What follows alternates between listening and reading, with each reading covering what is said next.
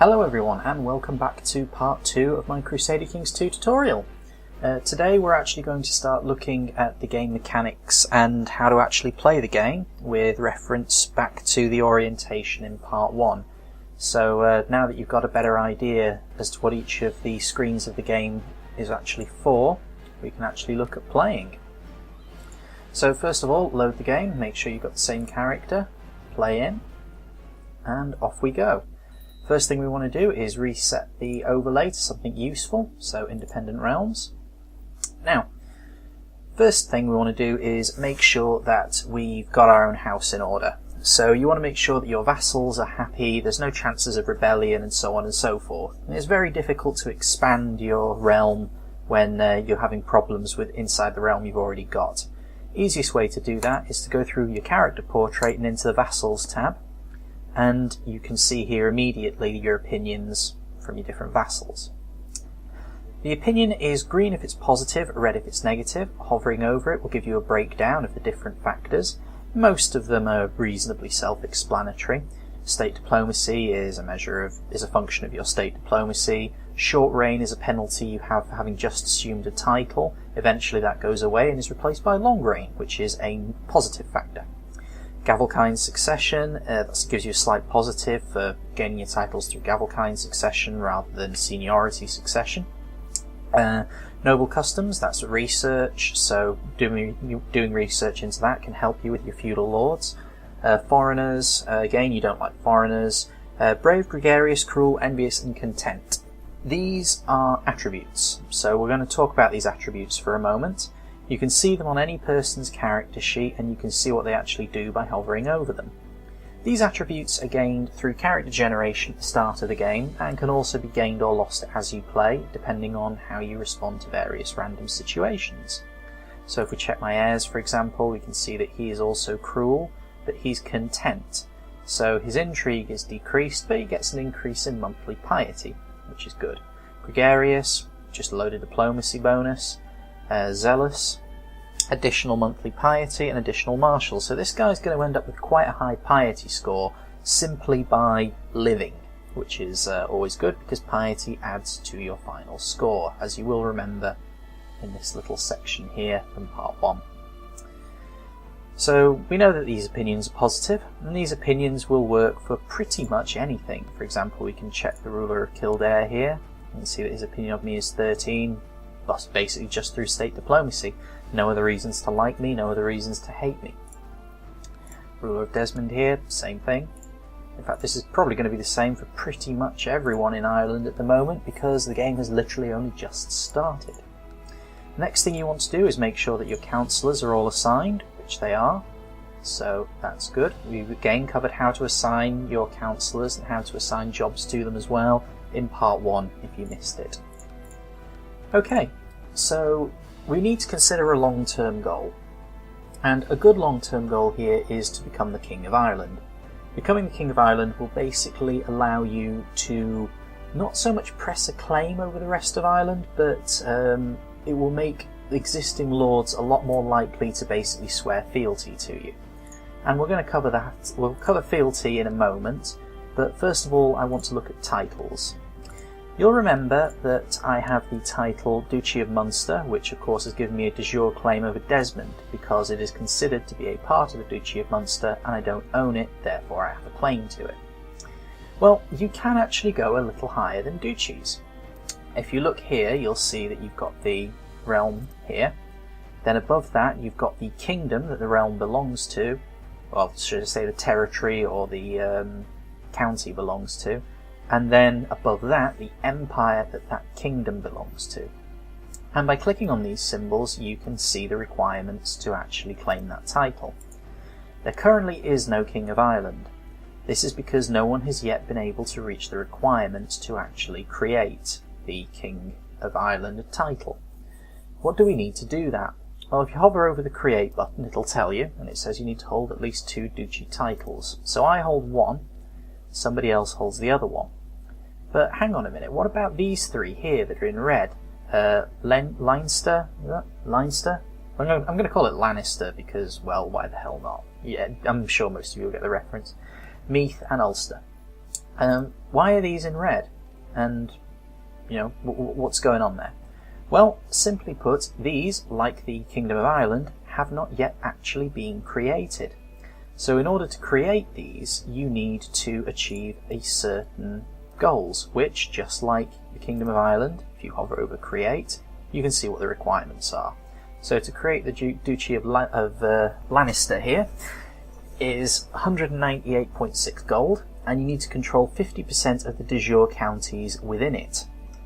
So we make sure that de jure is checked, and you can see that if we control either Leinster or Ossory, then we can create the title. And what that will do is then give us a de jure claim over the other territory, which is very good because it then means that we can attack and claim the other one with relative ease. So our initial goal is to establish a second duchy title. Once we've done that, we can establish the crown. Once we've established the crown, taking over the rest of the country is going to be quite easy. So the house is in order, the council are all doing something useful, and we've got a long-term goal in mind. And the immediate goal now, however, is to try and seize either Ossory or Leinster, and possibly we can take Desmond along the way. So how are we going to seize these counties? Well, there are several different methods to expand your territory in Crusader Kings 2. The first is obviously war, the next is politics, and then there's also engineering lines of succession. War is probably the easiest. In the case of Desmond, literally all we need to do is declare war, move in, win the war, and Desmond's mine. Desmond will not actually be put immediately into me, however. What will happen is the current liege lord will swear fealty to me. So Desmond becomes a part of my realm, so it adds to my realm size, but it will not be a part of my domain. So I don't gain personal control of Desmond, but I do gain control of the guy who has personal control of Desmond. Exactly the same situation that is in Ormond here. Gaining direct control of these territories is a lot harder, but we'll cover it later. So, let's consider a military solution to the Desmond problem. If you click on the territory, you can see here you've got an icon for each holding. Each holding will tell you the levies that can be raised. So, for example, the levy that can be raised from this castle at the moment is 201. The levy here is 117. The levy here is 107. The number on the right is the maximum number. Now bear in mind that this guy is a feudal lord, so he's probably going to have people, he's probably not going to actually own these cities. We can check that here. Yep, his only title is the County of Desmond. That essentially means that the Bishopric of Cloyne is held by this guy, and the City of Cork is held by this guy. So this means that he can't rely on all of these levies to come up. You know, 117 right now is the maximum he could get from that territory. The only territory where he's guaranteed to get maximum at the moment, i.e. 201 here, is his own territory, which is the castle, which he holds. So basically we're not sure of his military strength, but let's compare it to our military strength. We're around about 300. So he can definitely call up at least 200, and can probably call up a few more from there. It'll be a very close run thing. You can see the same example here in Ormond. This guy's got a levy of 207, but in reality I'm only going to get about 92 from my vassals. So you see I can get 16 from the Mayor of Limerick and 81 from this guy. And that can be changed with the laws regarding feudal levies, city levies and church levies. So for example, if I set it to the maximum, he's going to be required to provide his entire levy, but it will annoy him a little bit. But I think we can get away with that, so I'm going to put that to maximum. Okay, there we go. So I can't actually edit any of these for a little while now. Typically, yeah, a year. You can do one a year. But this does now mean that I can gain access to considerably more resources. So these guys now have to provide their entire levy. Okay. Desmond, however, well, I'm still not sure that we can actually seize it, so let's try and expand the size of our levies a bit. The best way to do that is to build certain buildings. Now, I can't build anything in Ormond. I don't control it. This guy controls it, so it has to be left to him to choose what he wants to build and how. However, I do own this keep here in Thormond. And as I am the owner of this county, I can build buildings and holdings in any of the holdings in the county or in my own castle. So I've got 61 gold. Let's have a look at what we've got available. There's a city moat that will increase the fortifications. There's a town palisade which will increase the levy size from the town by 2.5%. In addition to giving me a bit more tax and increasing the fortification levels of the town, thus making it hard to lay siege to. We'll cover sieges a bit further down the line. Let's have a look here at the county capital. Wooden palisade, again levy 2.5%.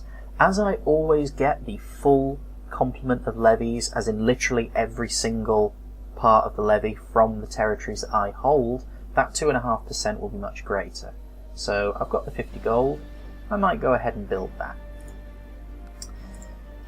So that's basically how you build things. You just click on the county, choose what you want to build, and click build. If you've not been able to build stuff, odds are you've been trying to build something in a territory that you don't actually control. It's something one of your vassals controls. So if we can't fall on a military option for Desmond, maybe we can go through this politically. There are a couple of ways to access politics. You can click on a territory held by the person you're looking to negotiate with and click Conduct Diplomacy there. You can click on a character portrait or navigate to any character portrait and then click Conduct Diplomacy there. Either way works. Whenever you see a character portrait anywhere in the game, for example, find characters, right-clicking on them also brings up the option to conduct diplomacy. So let's conduct diplomacy here. Anyone who's played any sort of Empire game or Space Empires game or a Civilization series, Total War, will be familiar with this screen. It's exactly the same as it is in anything else. Hover over things to see what they do, and if you can't click them, it'll tell you why as well. I'll just give you a quick rundown of the options. Declare war. You declare war. You need a casus belli to do so. We covered casus belli in part 1. Essentially, you need to have some sort of claim or some sort of reason to go to war. You can't simply march in and nick their stuff. We're just going to cover this very quickly as well. We'll go into greater detail further down the line. There are 3 outcomes of a war. You win, you make white peace, or you lose. If you win, then in this particular case, I become the new liege lord for the current ruler of Desmond. If you make white peace, I lose 100 prestige. White peace is essentially we call it a draw. However, the aggressor will always lose out over the defender.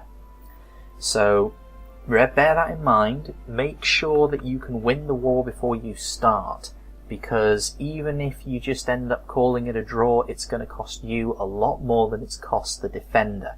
Likewise, if you're defending and you're offered white peace, you should consider taking it, because the penalty to the aggressor will be a lot more severe than it is to you.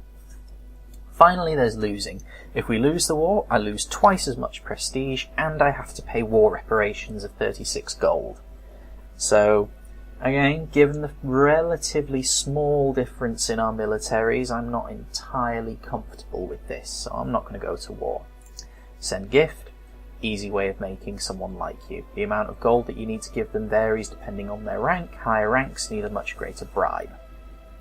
Assassinate. You need a certain amount of money, but it does what it says on the tin. Assassination is not guaranteed. It's a plot. You have to go through with it, and eventually you'll either succeed or you won't succeed. You can continue trying, but if you're discovered, well, it doesn't do wonders for your relationship. Arrange marriage. We'll cover marriage in more detail in a moment. Arrange betrothal. Betrothal is essentially an agreement that 2 people should get married in the future. This is usually used when one or both of the 2 parties are currently below marriageable age. It's a very good way to make sure that you get your kids essentially married off to somebody suitable immediately. Educate child. If you have children, you can arrange for somebody to educate them. That person will be responsible for shaping your child and the person they turn into. That person can be you. This is done through a sequence of random events. You pick the outcomes that you pick shape your child, specifically through the attributes that we covered earlier in this video. Offer vassalization. Vassalization is basically an invitation for that person to swear fealty to you. No bloodshed, nothing like that. If I become the King of Ireland, I'm one step higher than anyone else in Ireland and probably 2 steps higher than this Earl, so he's a lot more likely to accept. That's why having a kingship title over a region pretty much means that you will then control the region, because, well, pretty much everyone's going to bend their knee to the king. The only people who might resist are the dukes. Swear fealty is the exact opposite. You can only do it to somebody who is of a higher rank than you, but you're essentially asking that person to become your liege lord. Why would you want to do that? Well, it does mean that they are sworn to protect you as well as you are sworn to obey them. So if you're in a bad situation, you're getting bullied by bigger people, sometimes swearing fealty can help get them off your back. Request invasion is to petition the Pope for an invasion. Excommunication. Religion is the glue that holds these cultures together. Excommunication means you are no longer part of the religion. This means that a lot of the rules no longer apply to you, including casus belli. Someone who is excommunicated can be attacked at will. This is very, very useful. It also gives a very big penalty onto relations between that individual and any other members of the church. Another situation where you can attack without having a casus belli would be down here in the Iberian Peninsula. If you have people of a different religion, the rules don't apply. So finally, grant independence. This is reserved for vassals, well, for your own vassals, and basically it's the exact opposite of them swearing fealty. You tell them they can go off and go their own way. They now bow to no man. You see you get slightly different ones with your vassals. You can revoke their titles, which is dangerous, but it's a good way to expand your own domain if you want to, or if you feel a vassal is becoming more trouble than they're worth and that they're using their power to usurp you. Grant landed title, that basically gives them one of your titles. Award honorary title. These mean absolutely nothing in terms of actual power. However, they can improve a person's opinion of you. Some of them, however, do also require a certain degree of cash to maintain as well. But if you've got someone who's pissed off with you, it's often a good idea to give them these titles. This guy's not angry with me, but I think that calling him the cupbearer might just help a little bit. The amount of levies that you get off somebody as well varies depending on how much they like you. You can consider it that they're basically giving you the runaround. The law alters it, but putting it to max doesn't give you the maximum flat out, it gives you the maximum on that particular variable. I'll show you what I mean. Military at the moment, vassals I get from Ragwald, 91. On the other hand, if I award him an honorary title, cupbearer, his opinion changes to 41, and I now get 117 troops from him. This is another reason why it's important to keep your vassals happy. Keeping them happy means that you get more taxes from them. It also means that you get more troops from them. So wherever possible, keep them happy. So to that end, I'm also going to give an honorary title to this fella, High Alumna. And now you can see that, again, not much, but cities don't generate a huge amount of levies at first anyway, but it's something. So I'm now in a slightly better position from a military standpoint. Again, with the diplomacy here, you can go through these in your own time, but send gift is as is. Imprison, this basically lets you put someone behind bars. It doesn't stop them from ruling their county. It does, however, stop them from interacting with a lot of other people. It stops them from having children. And it's a very useful way to basically stop someone from really achieving that much. They can still join plots, they can still join factions, but you are kind of hobbling their efforts to further their own cause by imprisoning them. Transfer vassalage, you can basically give him as a gift and all of his territories to another lord. It's a very good way to get them to like you very quickly. Grant independence, as you know, is you give them independence. And again, nice thing there, you give them you get a good relationship boost as well. So diplomacy with Desmond, not really going to go anywhere. we can offer them vassalization. However, they feel that they're powerful enough to defend themselves and therefore don't gain anything by swearing fealty to me. There's a small difference in rank. He's an earl, I'm a duke, we're only one step removed.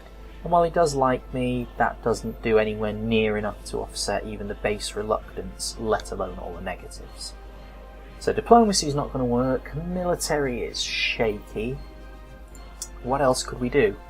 Well, we could arrange it through marriage that his titles eventually pass into my dynasty. Now, how is this achieved? Well, marriage is an important part of the game, so you're going to have to pay careful attention to this, I'm afraid. To begin with, you arrange a marriage with somebody. In this case, what I would want to do is arrange a marriage between this fellow's heir and somebody of my bloodline. Typically, this would be eligible daughters, and unfortunately, I have none. So that's not going to work here, but here's how it works in principle. You marry with let's say that the heir to the throne is male. You marry them female with a matrilineal marriage. A matrilineal marriage means that rather than the children born of the union being part of the father's bloodline or house, they are part of the mother's bloodline. This means that any children of that heir belong to your house, and the children of the heir are then that heir's heirs, as it were. So when he dies, the title passes to his children, who are your bloodline, so your dynasty gets the goods. Again, I'll show you this properly further down the line. It's a difficult concept to get your head around, but once you understand it, it does stick with you. It's a bit of an oversimplification as well, because you will never get a direct heir to agree to a matrilineal marriage. Ever. Typically what you need to do is find someone who's 2 or 3 steps down the line of succession, stick them in a matrilineal marriage, and then bump off the other 2 between him and the throne. If you can do that, then odds are pretty good that you're going to be able to engineer those titles through into your house. That is a very long-term plan though, because obviously it takes several generations in many cases to actually bear fruit. But nevertheless, it is a very effective tactic and does give you very good claims to a lot of land. So, Desmond, not really much we can do with it right now, unfortunately. So perhaps we can do more with Ossory or Leinster.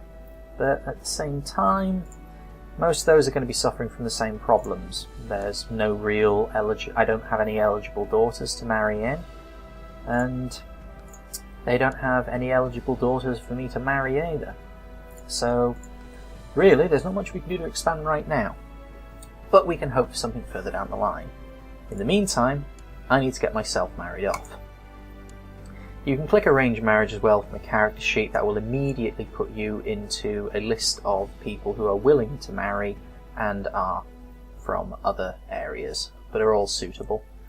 There's not really any in Ireland at this point in the game, so I'd need to marry somebody else.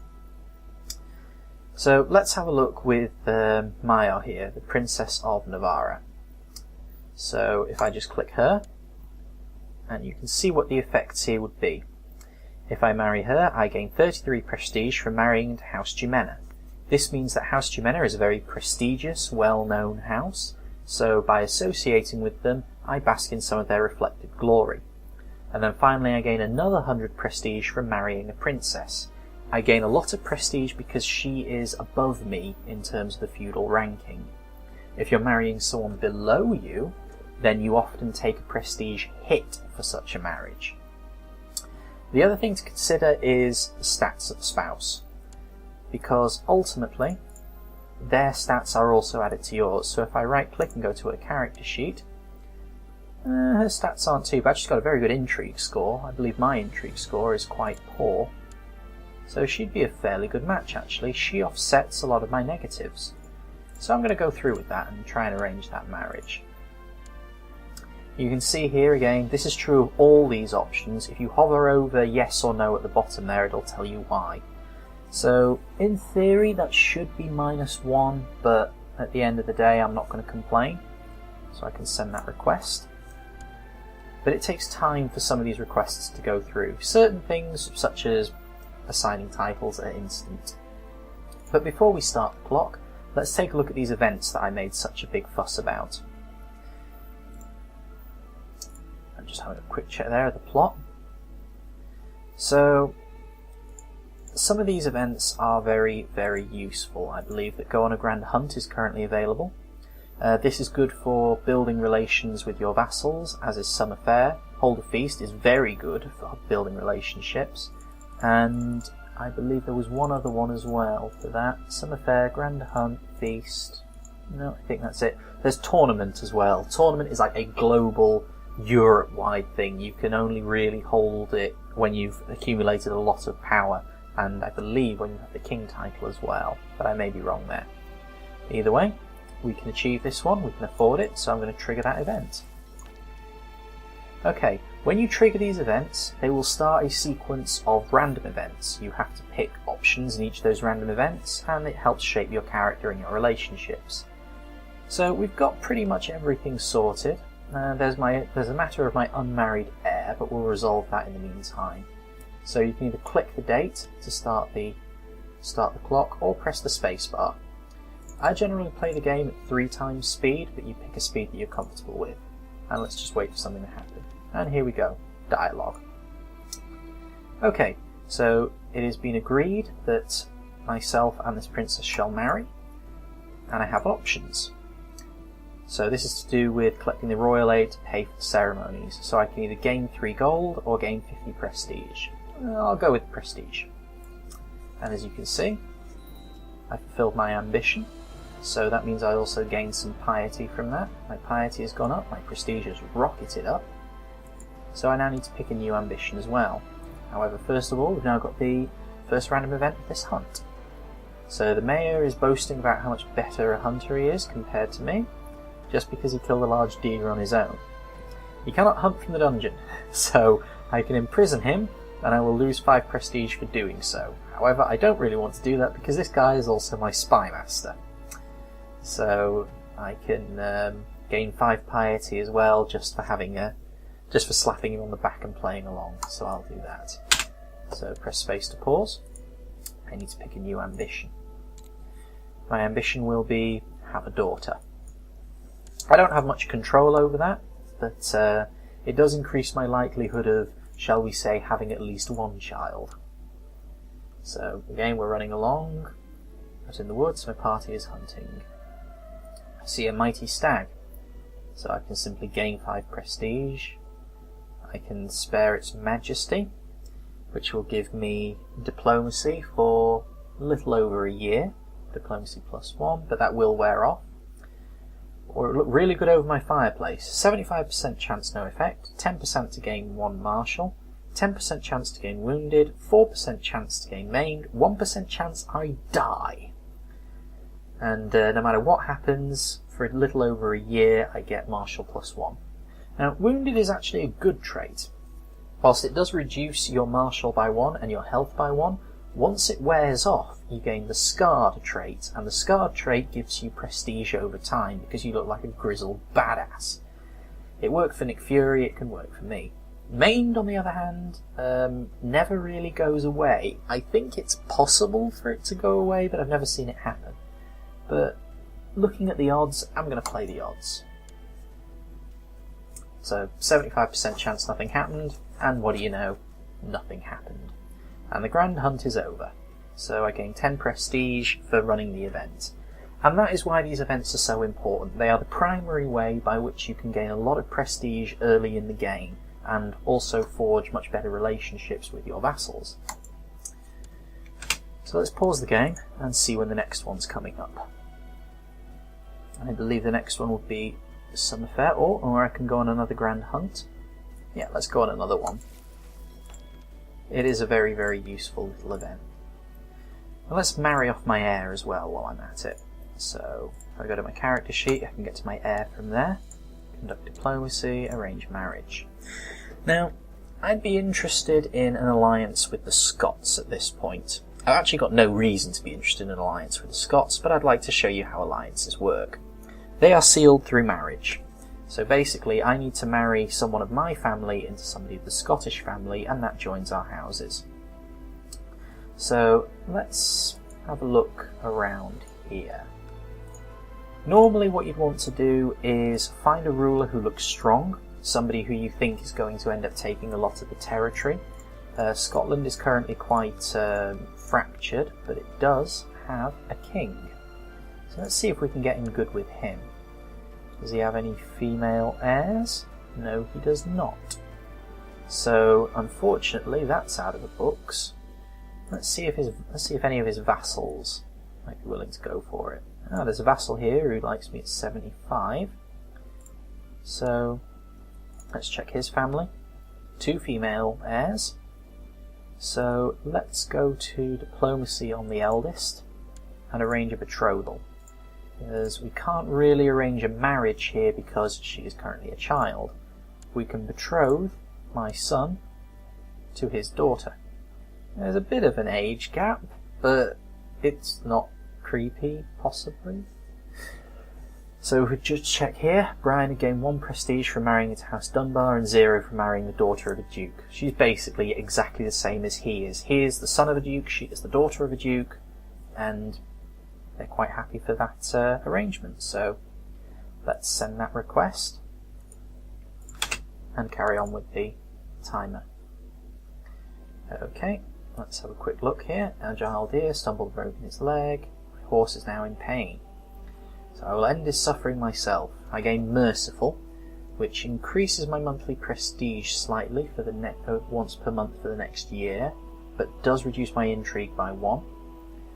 Huntsman, I need you. Duke Murkhead gains the trait Slothful. Ooh, that is bad. That is very, very bad. So I'm going to go with that one.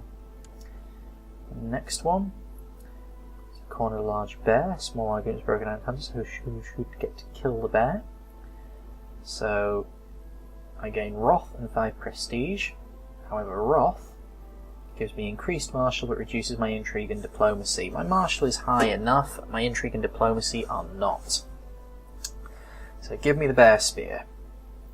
Okay, so this is very, very similar to the thing with the deer. However, apparently the bear will probably not kill me. It does, however, give me a bonus +2 to my martial and +1 to my stewardship for the next year, so that would be very, very useful. And yeah, I stand to gain a lot, so go with that one. Unfortunately, nothing happened again.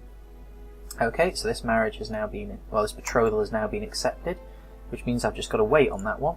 When she's all grown up, then the marriage will be set up. Okay. Sites of the thirsted, blah blah blah. How many hairs? Okay, so I gain Master Hunter, which gives me monthly prestige for about a year again, and Martial +1 for a while. Nice. Okay, so I've got Master Hunter until 11th of May. The dogs have sent the boar. This is a chance of getting a mighty boar slain, so I can either give it to the peasants and gain 5 prestige, but there's a 30% chance I'll get the Craven trait, which loses some of my martial skill and morale defense. Or I can face it alone with my spear, 5% chance I get wounded. I'll go with that one. Nope. Okay, White Heart, told is a heart of 10 and the biggest deer ever seen. So I can send out my best hunter, which would change his opinion of me by 15, and gain me 20 prestige. This guy's current opinion of me is 64, so it's not too important, but the 20 prestige would be nice. This is my kill. 85% no effect, 10% wounded, 5% maimed. 85% really isn't worth going for, so I'll take the prestige. Well, the prestige goes to the other fella, not me, but either way, it keeps him happy. Okay, that's the other one over, again. So, we've got a notification. A message about call to arms has been received from Anso Jimena. Oh dear. Now, because I've married his daughter as well, that means that our houses are joined just like in Scotland. Unfortunately, this means that he can call me into war, and the Iberian Peninsula is all the way over here. So, where is he calling me to? Well, if I click on him, I can see his character sheet, and from his character sheet I can see his titles. So I can then go to the Kingdom of Navarra. So he's down there. He's probably at war with Castile. Let's have a look. Call against Emir Ahmad of the Hundred Empire. So he's waging war against the Muslims down here. And unfortunately, I'm not really in much of a position to do much to help. Armies and conflicts down here are pretty big, hundreds, sometimes thousands strong. I have a few hundred men, so I'm going to decline that and take the prestige hit. That is another problem as well with your marriages. You've got to be careful who you marry with, because at the end of the day you may end up getting dragged into fights you really, really don't want to. So I'm just going to run this forward for a little bit more. Check the next. Hold a feast. So I'm going to hold this feast, and then I'm going to probably draw this tutorial to a close, because we've gone over the importance of marriage, we've gone over the basics of diplomacy, we've gone over how to check relative military strengths, and we've also had a quick look at alliances and betrothal as well, and the impact that alliances can have, and the importance of picking your spouses and your heirs.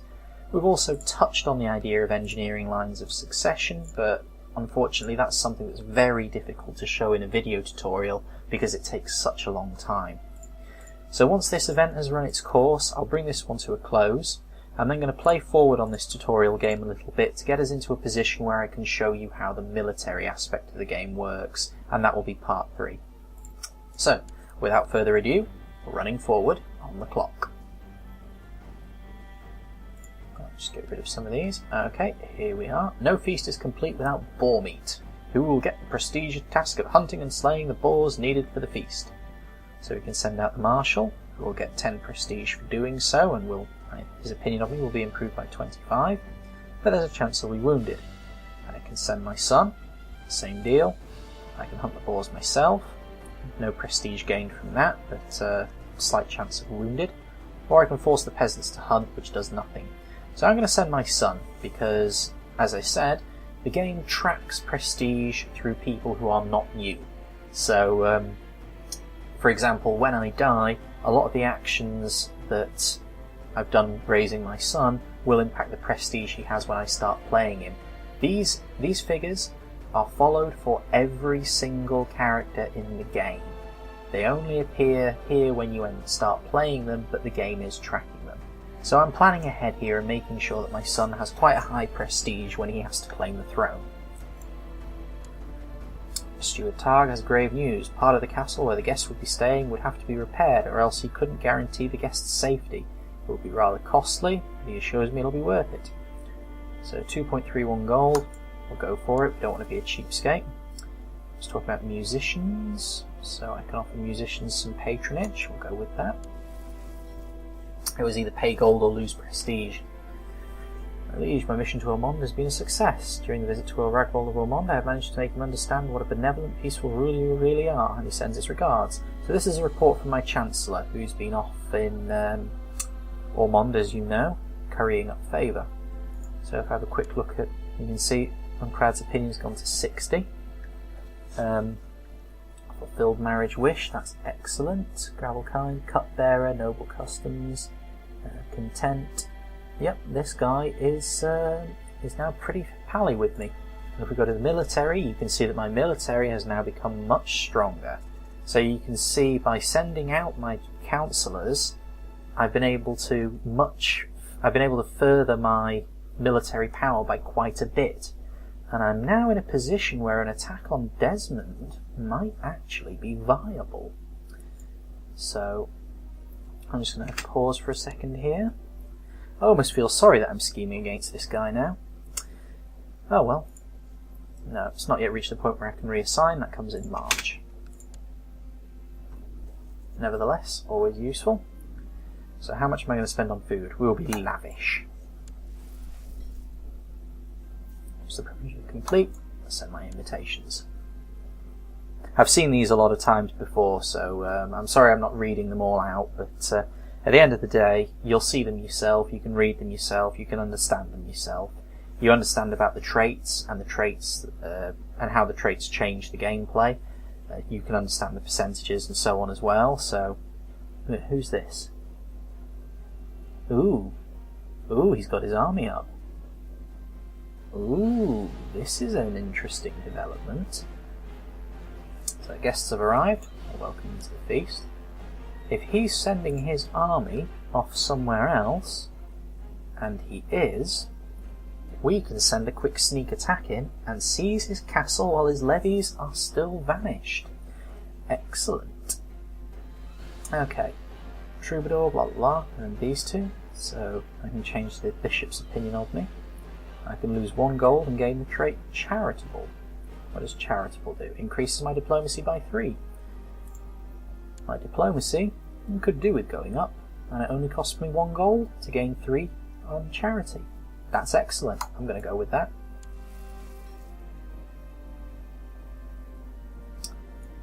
Okay, so no more random events to do with this one. Sometimes you get random events to do with the feast itself rather than the setup.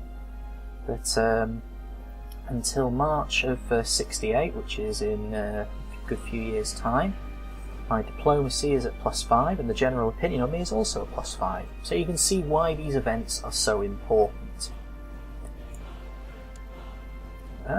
Started talking to one of the guests. And he is in fact my spy master, who is the Mayor of Limerick. The musicians played dance, they made certain dance, blah blah blah blah, 1 more dance. I gain entertainment for a year, giving me +2 diplomacy, +2 general opinion. So you can see here my diplomacy is shot up thanks to that feast. Feasts are very, very powerful. They are very good ways of securing your power early in the game. The church has got very beautiful stained glass windows. So this is just a random event. These pop up from time to time, and you have to make a decision. So I can have this fellow's opinion of me changed. Kinsman basically means we're blood, but we're quite far removed. He doesn't have any titles, I think he's just a courtier. And he can stand to lose 15. Or can have him to gain 15. I'll go with that. Okay. So, I know I said I was saving this for part 3, however, I will split this video into 2 parts, but I'm actually going to make it as a continuous playthrough now. So, join me in part 3, and we're going to invade Desmond.